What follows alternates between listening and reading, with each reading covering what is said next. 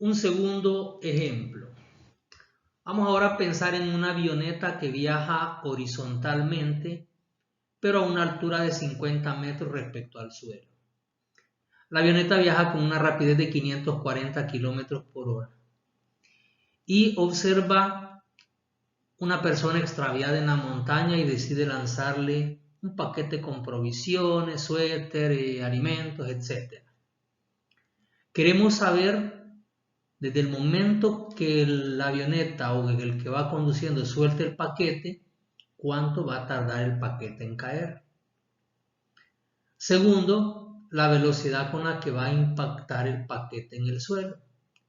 Y tercero, a qué distancia horizontal debe soltarse el paquete antes de llegar a la persona extraviada, porque si lo suelto cuando estoy encima de ella va a caer al otro lado de la montaña. Entonces necesitamos saber esa información. Ese es un muñeco que representa más o menos lo que está ocurriendo. Tipo va a soltar el paquete y debe caerle a aquel que está extraviado ahí en la montaña.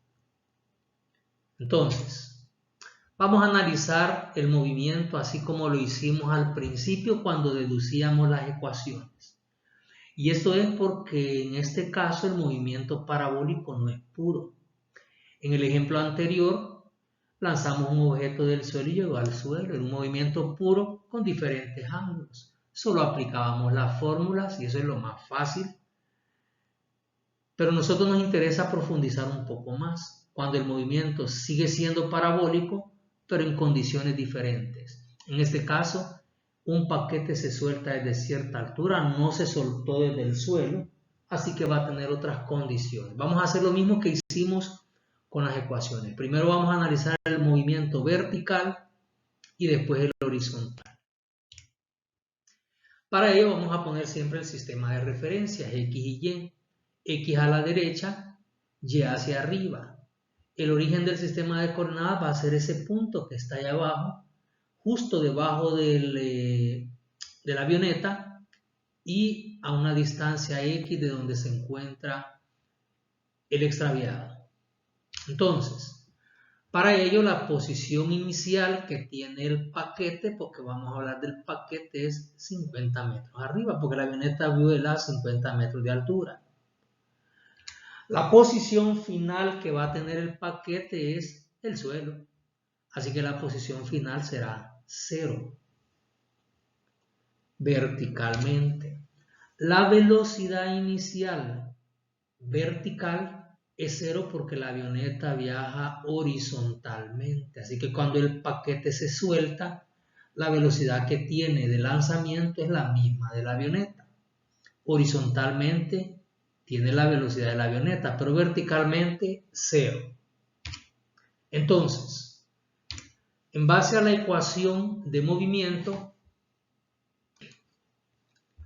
y igual y sub 0 más velocidad inicial por tiempo menos 1/2 de la gravedad por tiempo cuadrado, voy a sustituir esos datos.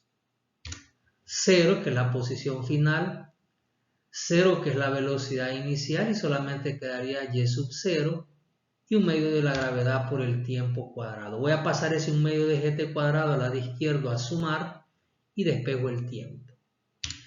Voy a pasar el 2 a multiplicar con y sub 0 y la gravedad a dividir. Por lo tanto, el tiempo sería la raíz cuadrada de 2 veces la posición inicial entre la gravedad.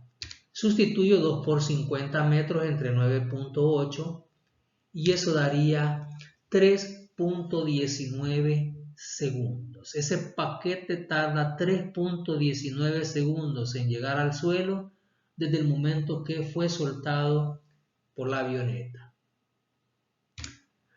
Vamos ahora a la componente vertical de la velocidad, porque en el ejercicio nos piden con qué velocidad impacta el paquete con el suelo, así que necesitamos la velocidad final. Calculando la componente vertical, utilizando una de las ecuaciones, velocidad final es velocidad inicial menos gravedad por tiempo. La velocidad inicial vertical, ya dijimos en los datos que es 0, sería solo 0 menos gravedad por tiempo, menos 9.8 por los 3.19 segundos que tardó en caer. significa que la velocidad de impacto con el suelo, la componente vertical, es 31.26 metros sobre segundos. Ahora analicemos el movimiento horizontal. Horizontalmente el paquete está justo en la avioneta arriba de donde colocamos el origen. Horizontalmente está en la posición x igual 0. Y al final queremos saber dónde impacta, que sería x. La posición final es la que queremos saber. La velocidad inicial en x es la velocidad de la avioneta, que eran 540 kilómetros sobre hora, así que aplicamos factores de conversión. 1 kilómetro son 1000 metros y 1 hora 3600 segundos. Multiplicamos 540 por 1000 entre 3600 y eso nos da 150 metros sobre segundos. Horizontalmente ya dijimos que no hay aceleración, eso es 0. Entonces, planteando la ecuación de movimiento horizontal y sustituyendo los datos, la posición inicial es 0 y la aceleración es 0, solo tendríamos x igual a 150 por el tiempo, que es la velocidad inicial. 150 por 3.19 segundos y eso nos da 478.5 metros. Eso significa que en el literal C que nos preguntan cuál es la distancia horizontal a la que debe soltarse el paquete antes de donde se encuentra el extraviado, casi 500 metros antes hay que soltarlo para que le caiga cerca al que está perdido. Mire, si no le va a caer al otro lado de la montaña. También, encontrando la velocidad final, resulta que como la aceleración es 0, la velocidad final es la misma velocidad inicial. Horizontalmente, la componente horizontal, 150 metros sobre segundo. Entonces, en base a eso vamos a decir que la velocidad final tiene dos componentes. La de 150 metros por segundo que va a la derecha y la de 31.26 que calculamos hace un momento y que va hacia abajo. Entonces, como no me preguntan las componentes, sino cuál es la velocidad de impacto, lo que tenemos que calcular es la velocidad, la magnitud de la velocidad y por supuesto el ángulo con el que impactará respecto a la horizontal, porque la velocidad es un vector, tiene una magnitud y tiene una dirección.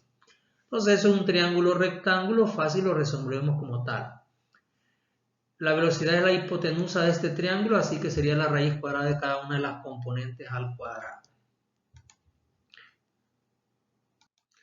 Sustituimos velocidad horizontal 150 al cuadrado, vertical 31.26 y la raíz cuadrada de eso es 153.22. Esa es la velocidad con la que impacta con el suelo. ¿Cuál es el ángulo de impacto?